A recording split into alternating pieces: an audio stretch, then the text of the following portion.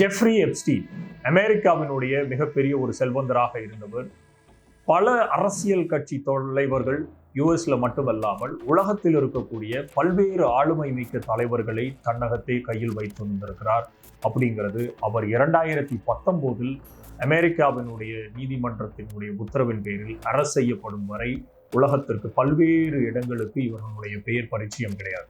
ஆனால் இந்த ஜெஃப்ரி எப்ஸ்டீனுடைய மிக முக்கியமான வேலையாக இருந்தது, அவர் எதற்காக கைது செய்யப்படுகிறார் ஜூலை 2019 அமெரிக்காவில் அப்படின்னால், குழந்தைகளை சிறுமிகளை வைத்து பாலியலுக்காக யூஸ் பண்ணது. அதுவும் அரசியல் தலைவர்கள், பல்வேறு நாடுகளில் இருக்கக்கூடிய அரசியல் தலைவர்கள், மீடியாவில் இருக்கக்கூடிய மிகப்பெரிய செல்வந்தர்கள், ஒட்டுமொத்த உலகத்தை ஆட்டி வைக்கக்கூடிய பல பெரும் கோடீஸ்வரர்கள், இவர்கள் அத்தனை பேரையும் கையில் வைத்துக்கொண்டு இவர்களுக்காக உலகத்தின் பல்வேறு இடங்களில் இருந்து சிறுமிகளை பாலியலினுடைய தேவைகளுக்காக டிராபிக் செய்தார், நாடு கடத்தினார். அப்படிங்கிறதன் பெயரில் தான் இவர் மேல் குற்றச்சாட்டு பதிவு செய்யப்படுகிறது.